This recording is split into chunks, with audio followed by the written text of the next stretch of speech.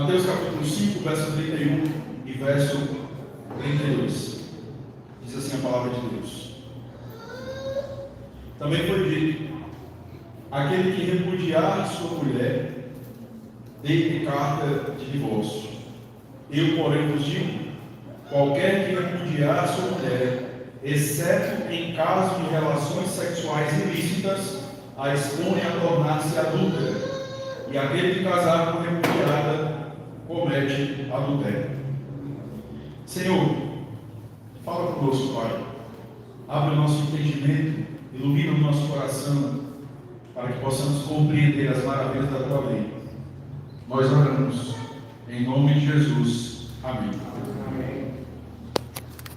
Meus queridos irmãos, esse é um daqueles textos que dificilmente você verá um sermão avulso.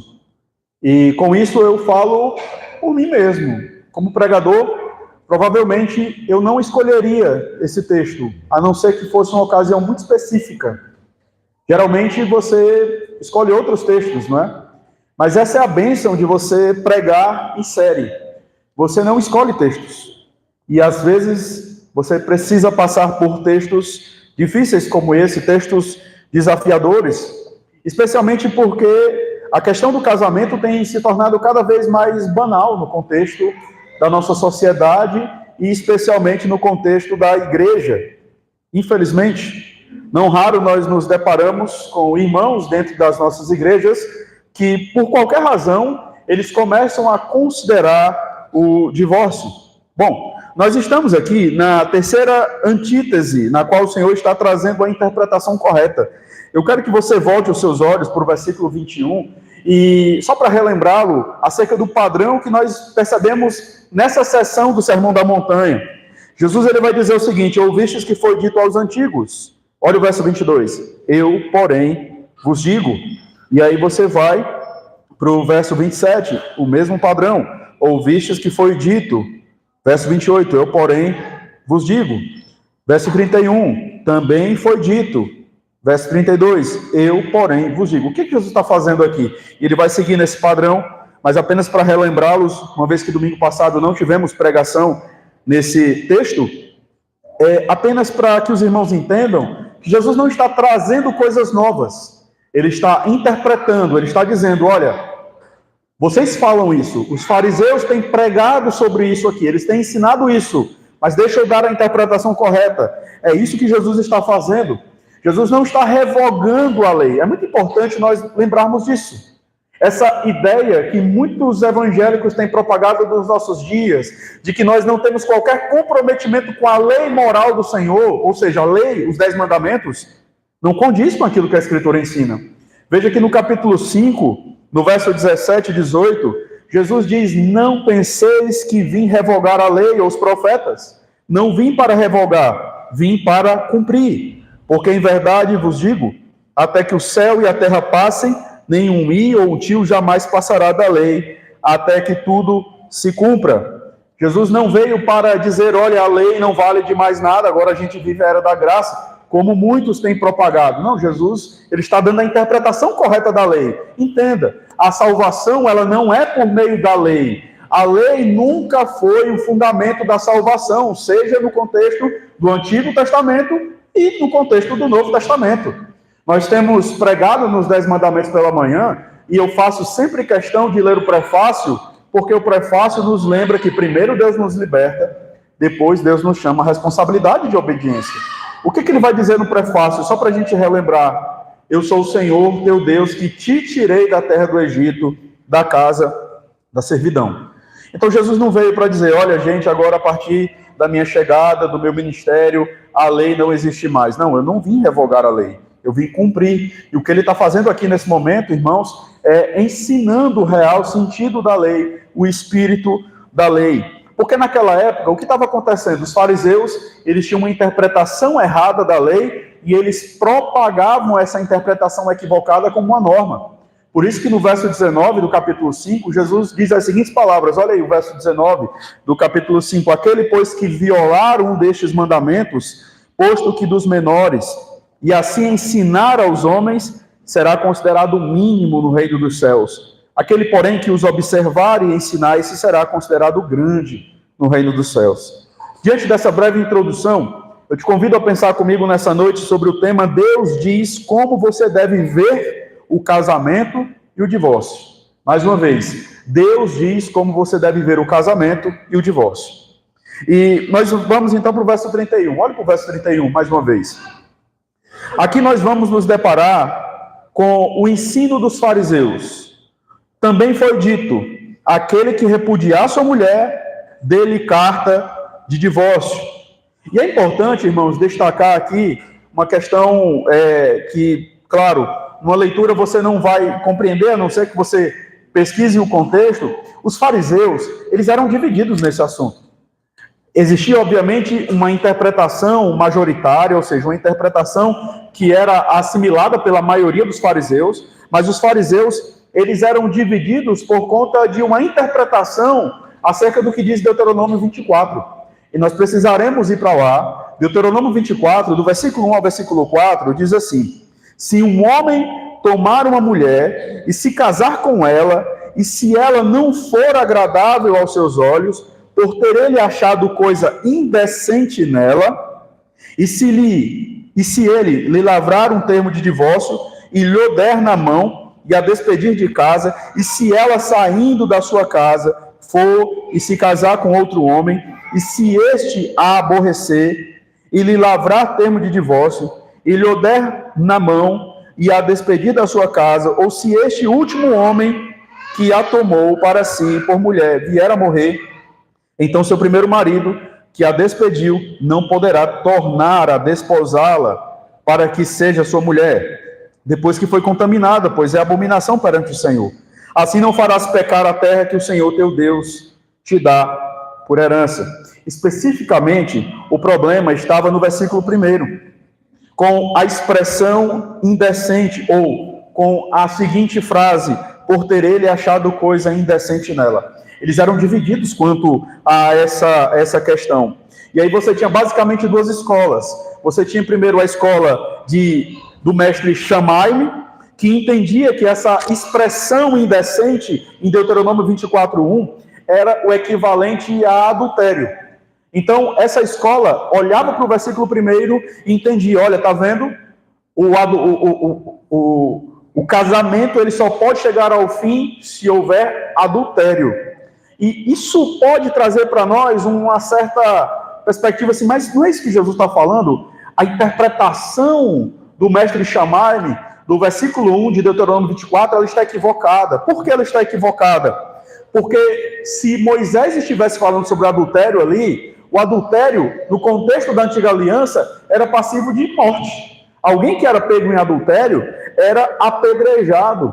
Você vai ver, por exemplo, Deuteronômio 22, verso 20 ao verso 21, que diz assim: porém, se isto for verdade, que se não achou na moça a virgindade, então a levarão à porta da casa de seu pai, e os homens de sua cidade a apedrejarão até que morra, pois fez loucura em Israel, prostituindo-se na casa de seu pai. Assim eliminarás o mal do meio de ti. Lembra quando José, ele percebe que Maria estava grávida, e ele ainda não tinha consumado o casamento com ela, ele tinha firmado um acordo, porque naquela época o noivado ele era bem diferente do nosso contexto. As pessoas eram prometidas durante um tempo muito maior, e quando ele percebe que Maria estava grávida, a Bíblia fala que ele a abandonou em secreto, não querendo infamá-la, não querendo colocá-la numa condição difícil. Por quê? Porque se fosse descoberto aquela situação, julgariam que ela tinha traído José, e isso poderia trazer problemas físicos para ela poderia pagar com a própria vida. Então, a interpretação do mestre Shammai, ela não é correta, porque no próprio texto você vai perceber que essa moça se casa novamente. Então, não é sobre isso. Mas aí você tem a escola do mestre Hillel, que entendia que coisa indecente poderia ser qualquer coisa. E essa era a interpretação que Jesus estava atacando aqui. Porque o mestre Hillel, ele defendia a seguinte tese, a tese de que, olha, coisa indecente na sua mulher, algo que você vê, que você não gosta, pode ser, por exemplo, quando a sua esposa estiver preparando, é um exemplo, tá? Apenas para que a gente entenda aqui. Imagina, tua mulher está lá fazendo o arroz do almoço, e o arroz queimou, e você então se desagradou dela. Eu vou me divorciar dela. Qualquer razão, por qualquer motivo. Se ela se vestisse de uma maneira que o marido não gostasse, o marido então, olha, você vestiu uma roupa aí que eu não gostei muito, ou então você torce para um time diferente do meu, então nós vamos acabar. Por qualquer razão, havia uma banalização, e é isso que Jesus está atacando aqui nesse momento. Porque é essa escola, é essa interpretação do mestre Hillel que era uma interpretação majoritária, era a interpretação que era aceita. Quando você vai para o capítulo 19 de Mateus, no versículo 3, a Bíblia fala que alguns fariseus chegaram para experimentar Jesus, para colocar Jesus em contradição. E o versículo 3 do capítulo 19 diz assim: vieram a ele alguns fariseus e o experimentaram perguntando: é lícito ao marido repudiar a sua mulher por qualquer motivo? Eles não estavam perguntando porque queriam saber, eles estavam perguntando porque essa era a interpretação que era abraçada por todos. E se Jesus, então, responde ali de uma forma qualquer, aquilo poderia colocar Jesus numa condição difícil, ok? Então Jesus vai trazer toda uma descrição acerca da possibilidade do divórcio, o que leva os discípulos a dizer o seguinte para Jesus: se essa é a condição do homem relativamente à sua mulher, não convém casar. Em outras palavras, Senhor, se é assim, é melhor então nem se casar. Mas a pergunta que é importante a gente responder também, talvez você não fez, mas eu faço aqui, Moisés estaria defendendo o divórcio? Certamente que não. Moisés não está defendendo o divórcio lá em Deuteronômio 24. O que Moisés está fazendo, meus queridos irmãos, é regulamentando uma situação que infelizmente acontecia e que poderia colocar as mulheres ali naquela situação numa condição de vulnerabilidade a ponto de aquilo atentar contra a própria vida delas. Então, o que Moisés está fazendo é conduzindo a situação de modo que a reputação daquelas mulheres não fosse conduzida pela mentira ou por inverdades. Porque o adultério, como eu disse, era passivo de morte. O problema, meus queridos, era que os fariseus estavam pegando esse texto e ensinando, difundindo a ideia de, não, por qualquer motivo você pode se separar da sua mulher. Por qualquer razão. Há uma incompatibilidade de gênios, né? Gênios, a gente vai ver isso aqui daqui a pouco. Essa banalização do divórcio naquela época não ficou lá. Hoje nós percebemos que não é diferente. Há uma vulgarização do divórcio no contexto da igreja. Não é incomum você se deparar com pastores, com líderes, com membros de igreja que simplesmente já estão aí no terceiro casamento, algo que virou uma febre dentro do contexto de muitas igrejas. Algumas causas que têm sido levantadas, por exemplo, a incompatibilidade de gêneros, pensamentos diferentes sobre vários aspectos da vida, a maneira como se lida com dinheiro, a maneira como se lida com a família, a maneira como se lida com o lazer. É claro que, se é uma maneira pecaminosa, isso precisa ser tratado. Não estamos dizendo aqui que não vamos tratar problemas no casamento que, não, olha, você deixa ele agir pecaminosamente, está tudo certo. Não, a questão não é essa. A questão é que, por qualquer razão, hoje, as pessoas têm se separado.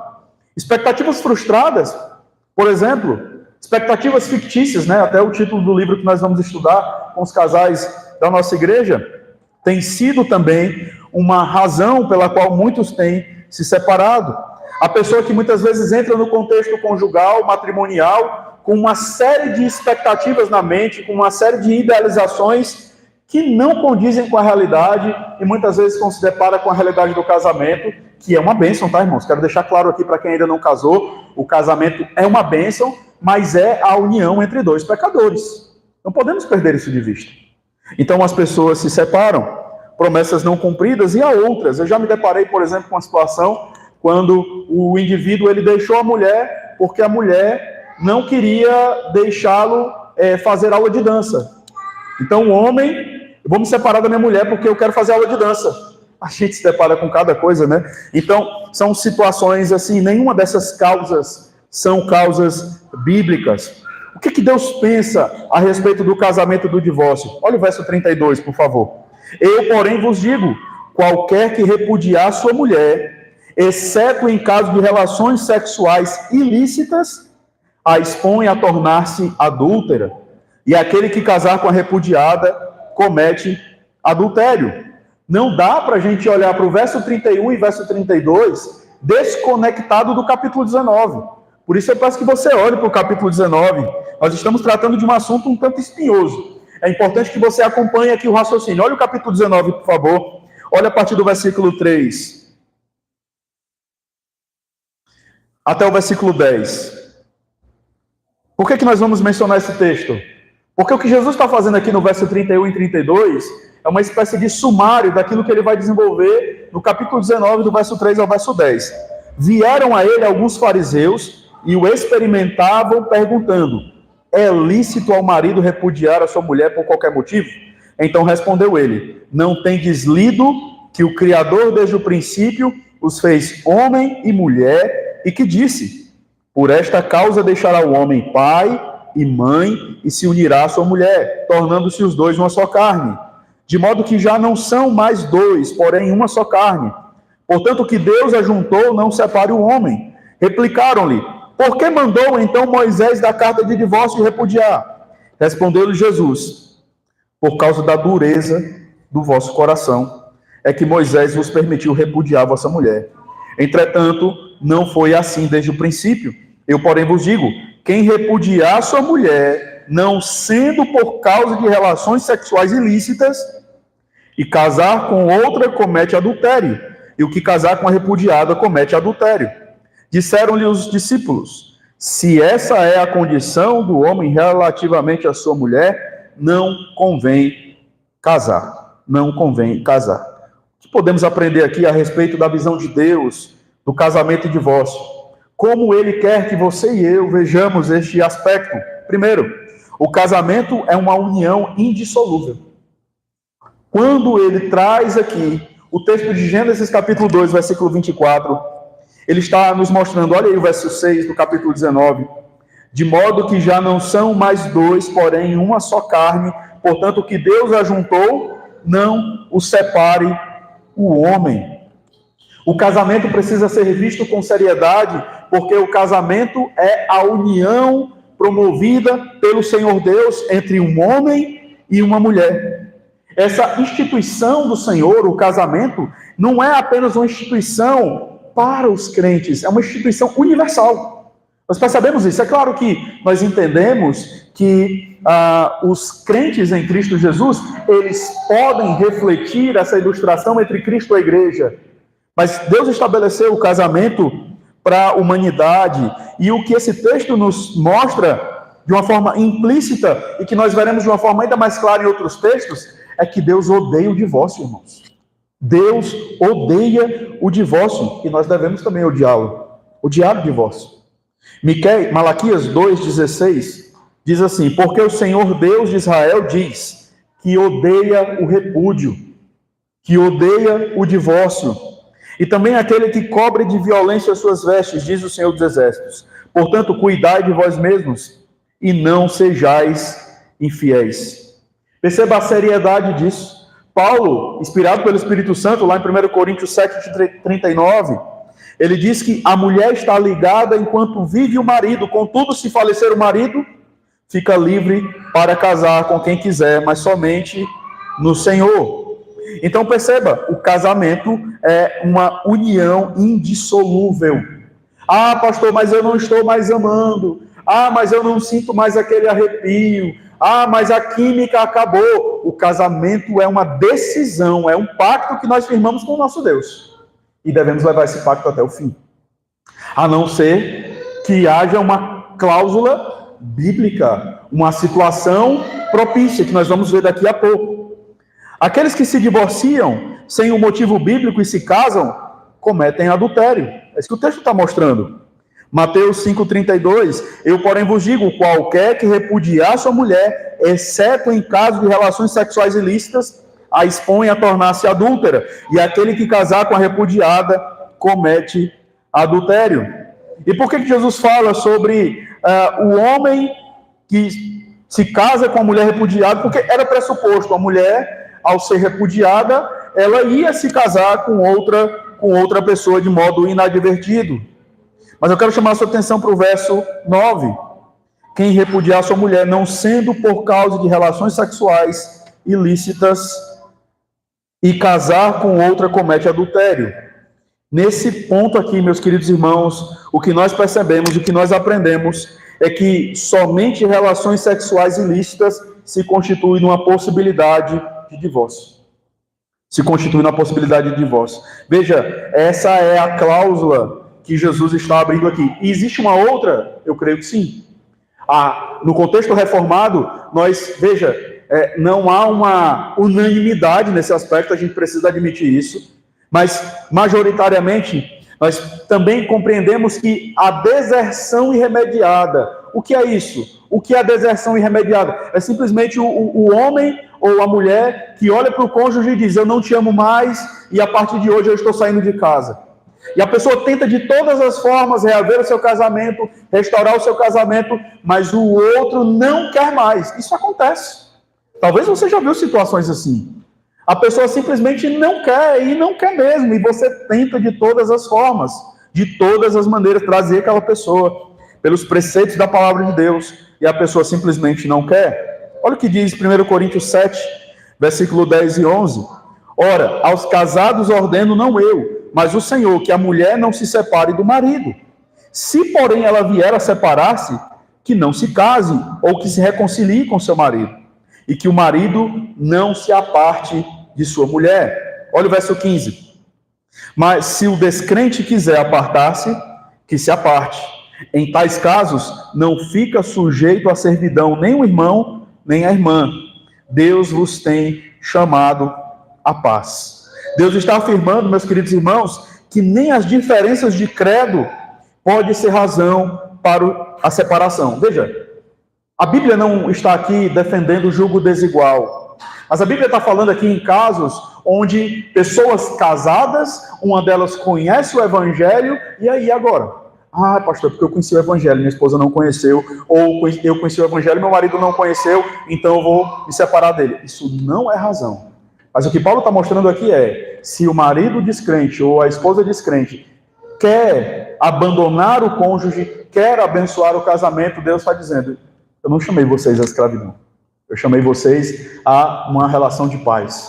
Então vocês não devem ficar subjugados nessa situação. O cidadão do reino, meus queridos irmãos, deve lutar pelo seu casamento.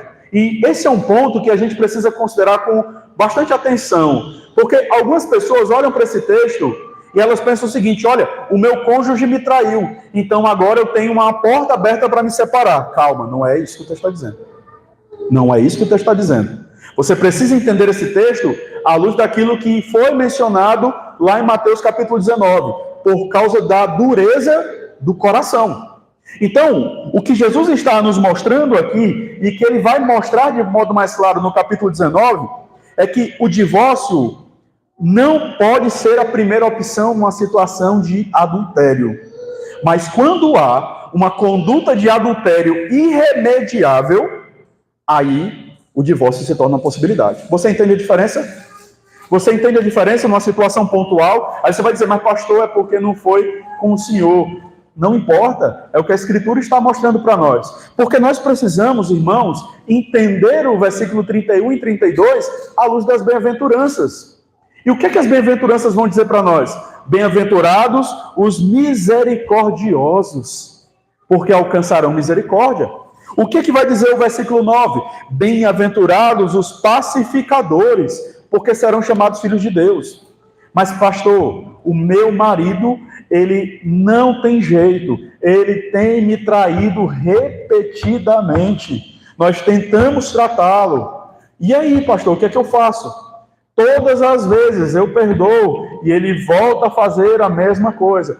Aqui, o que a Bíblia fala é que você tem, sim, a possibilidade do divórcio nessas situações.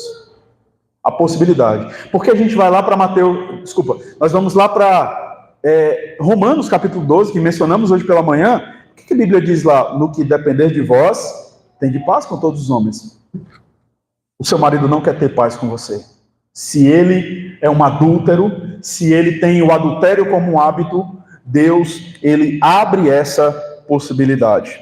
Então, meus queridos, claro, nós devemos trabalhar o perdão, mas quando a situação, ela é uma situação irremediável, nós temos essa possibilidade. Eu louvo a Deus, irmãos, porque ao longo desse tempo, eu já vi muitos casamentos serem restaurados, para a glória do Senhor Deus. Mas houve uma mudança daquele que adulterou. Houve uma transformação. Mas já vi situações também onde a pessoa, ela não se ajustou. E a pessoa, então, teve que dar carta de divórcio. Então, entende o ponto? Nem sempre é 8 ou 80, e a gente precisa considerar cada caso de modo específico à luz da palavra de Deus. E precisamos considerar, irmãos, aquilo que o versículo 20 diz: porque vos digo que se a vossa justiça não excederem muito a dos escribas e fariseus, jamais entrareis no reino dos céus. A nossa mentalidade acerca desse aspecto tem que estar fundamentada nas Escrituras. Então nós temos algumas aplicações aqui. Primeiro, se o seu casamento está passando por uma dificuldade, procure ajuda.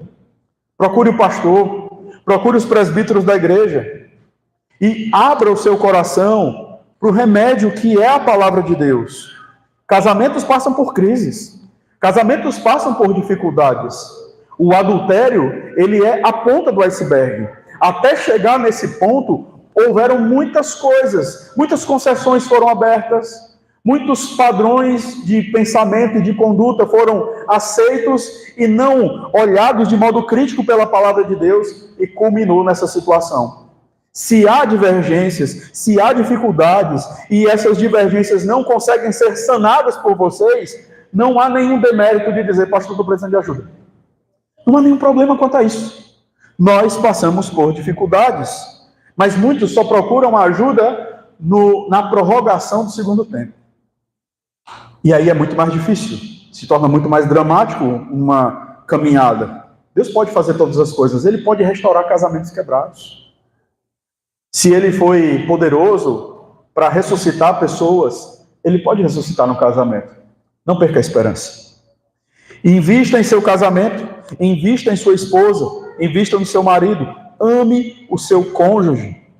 Entenda que ele, o seu cônjuge, e eu vou dizer aqui uma coisa que talvez para alguns não seja uma coisa tão confortável, mas deixa eu dizer uma coisa para você que eu sei que faz sentido para muitos que estão aqui. O seu cônjuge é mais importante do que o seu filho. O seu cônjuge é mais importante do que o seu filho. Pelo simples fato de que você é um com o seu cônjuge, você não é um com o seu filho. E quando você entende isso, o seu amor pelo seu filho não é suprimido. Quando você entende, por exemplo, que Deus é em primeiro lugar, você não deixa de amar a sua esposa. Você vai amar a sua esposa da maneira que Deus quer. E a maneira que Deus quer é uma maneira sacrificial. Não é à toa que a comparação é como Cristo amou a igreja e se entregou por ela. Mas Deus é o primeiro, entende? Deus é o meu maior amor. E o meu amor pela minha esposa não é suprimido, pelo contrário. Ele é elevado. Se você ama a sua esposa, entendendo que ela é prioridade na sua vida, o amor pelos seus filhos não é suprimido, mas é elevado. Porque amar o meu filho é amar mais a minha esposa, porque eu estou estabelecendo para ele um padrão de como as coisas devem funcionar.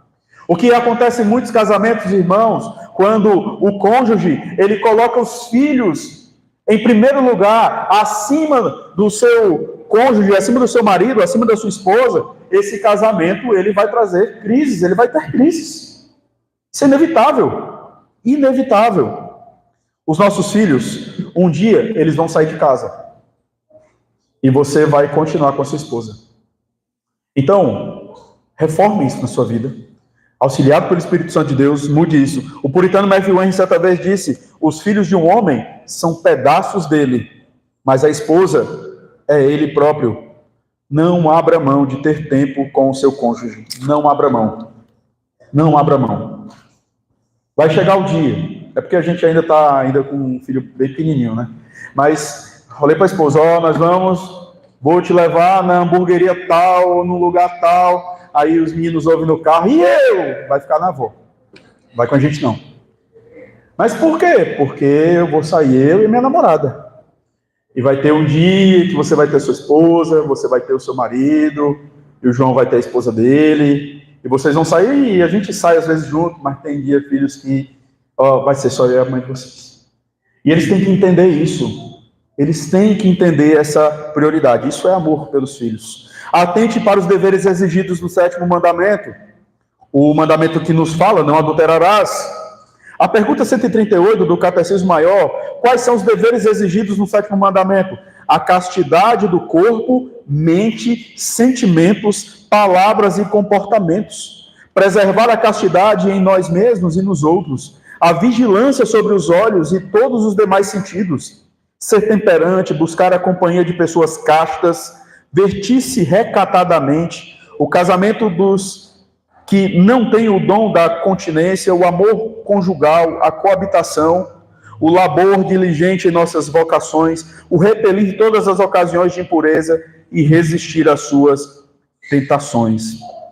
Invista no seu casamento, honre a Deus, honrando a sua esposa, honrando o seu cônjuge. Não abra mão disso. Não abra mão disso. E aqui, meus irmãos, nós não podemos fugir. O sexo é uma bênção dada por Deus para ser desfrutada no ambiente autorizado do casamento. E é preciso vê-lo como uma disciplina. E não como uma coisa meramente química. Não. Paulo vai dizer que o marido deve dar à esposa aquilo que lhe é devido. A mulher deve dar ao marido aquilo que lhe é devido. Isso é bíblico. E isso serve para nos proteger nessa luta por uma vida de santidade. Seja disciplinado quanto a isso. Cuide do seu coração. Cuide das suas emoções. Perceba que lá no versículo 27, a palavra de Deus diz: ouvistes que foi dito, não adulterarás. Eu, porém, vos digo, qualquer que olhar para uma mulher com intenção impura no coração, já adulterou com ela. Deus quer que os seus sentimentos, que os seus comportamentos sejam santos, modelados pelo Senhor Jesus. Nós devemos, irmãos, viver em santidade em todos os aspectos. Em todos os aspectos. Eu estou tratando aqui preventivamente. Preventivamente. Cuidado com as amizades. Cuidado com as pessoas que você abre portas de intimidade. Não existe esse papo de homem ficar com brincadeirinha com mulher no ambiente de trabalho. Não existe isso, gente. Nós já passamos dessa fase. Não existe isso. Isso é ignorância. Isso é pecado. Essa coisa de confidencialidade entre homem e mulher. E que história é essa? A minha melhor amiga é a minha esposa. O seu melhor amigo é o seu cônjuge. Porque, como eu falei, a consumação do adultério não acontece da noite para o dia. Acontece por meio de concessões que são feitas, de portas que são abertas e que depois se tornam difíceis de fechar. O que fazer com aqueles que se separaram de maneira não bíblica e que hoje entendem que cometeram um erro e que pecaram? Eu preciso te lembrar, a Bíblia fala de um único pecado imperdoável, não é verdade? Que é o pecado contra o Espírito Santo de Deus. Se você, por uma questão de ignorância, no passado, você fez algo que não condiz com a realidade das Escrituras, eu quero te falar, meu querido irmão, que se você de fato está arrependido, o nosso Deus é um Deus de perdão. É um Deus de misericórdia. Isso não é para que você faça o que você quiser. Mas simplesmente eu não posso dizer que Deus não pode perdoar alguém que lá atrás fez algo que foi pecaminoso. Deus pode perdoar, sim. Deus pode restaurar. Talvez você vai ter que, obviamente, ter uma vida diferente daqui para frente, a depender da condição em que você se encontra. Bom, no mundo de estabilidade matrimonial, nós precisamos, irmãos, ao olhar para esse texto, considerar o nosso Redentor. Porque quando nós olhamos para a instabilidade do casamento no nosso contexto, quando nós percebemos que nós não somos maridos, esposas perfeitos diante do Senhor Deus, nós olhamos para alguém nessa noite que é um marido perfeito. E é por causa desse marido perfeito que nós podemos ter a esperança de cumprir perfeitamente esse mandamento, de cumprirmos esse mandamento, aquilo que Deus exige de nós. Porque quando nós olhamos para Cristo, nós percebemos um marido que ama a sua igreja de forma imutável, imutável. Mesmo muitas vezes nós, pecando contra o Senhor, e nós temos pecado, e o nosso pecado se constitui numa ação de adultério contra o nosso noivo, contra aquele que é o amado das nossas almas. E ele bondosamente vai até onde nós estamos, nos pega, nos traz para perto de si e trata o nosso coração. Ele é o marido perfeito. Ele é o marido que nos ajuda. Por isso, meu querido irmão, você homem, se você quer ser um marido perfeito, deixa eu te dizer uma coisa, você não tem que comprar um livro 10 passos para um casamento maravilhoso, ou 10 táticas de ter uma comunicação assim no casamento. Você quer aprender a ser um marido segundo a palavra de Deus, você tem que olhar para a cruz. Porque na cruz nós vemos até onde vai o amor de um marido que se entregou pela sua esposa. Nós precisamos olhar para o nosso Redentor e fazer as coisas conforme ele fez. Efésios capítulo 5, versículo 25 a 29. Maridos, amai vossa mulher, como também Cristo amou a igreja, e a si mesmo se entregou por ela, para que a santificasse, tendo-a purificado por meio da lavagem de água pela palavra, para a apresentar a si mesmo igreja gloriosa, sem mácula, nem ruga, nem coisa semelhante, porém santa e sem defeito. Assim também os maridos devem amar a sua mulher, como ao próprio corpo. Quem ama a esposa, a si mesmo se ama, porque ninguém jamais odiou a própria carne, antes a alimenta e dela cuida, como também Cristo o faz com a sua igreja. Que Deus fortaleça os casamentos da nossa igreja. Que Deus fortaleça as famílias da nossa igreja. Que nós possamos, irmãos, lutar com todas as forças e na dependência do Espírito Santo de Deus, para que as nossas famílias possam passar pelas crises, possam passar pelas adversidades. Como eu disse, todos nós passamos por lutas, algumas mais agudas do que outras, mas nós precisamos nos lembrar que há um intercessor nos céus que caminha conosco na terra, nos dando graça para podermos transpor as lutas e as dificuldades. Não pense que a solução virá com o tempo. Muitos pensam isso e se enganam. A solução não vem com o tempo. A solução não vem com os cabelos brancos. A solução vem com o Redentor, com o Senhor Jesus Cristo. Ele pode restaurar o seu casamento. Que Deus nos abençoe, meus queridos irmãos, em nome de Jesus. Amém. Feche seus olhos, vamos orar mais uma vez.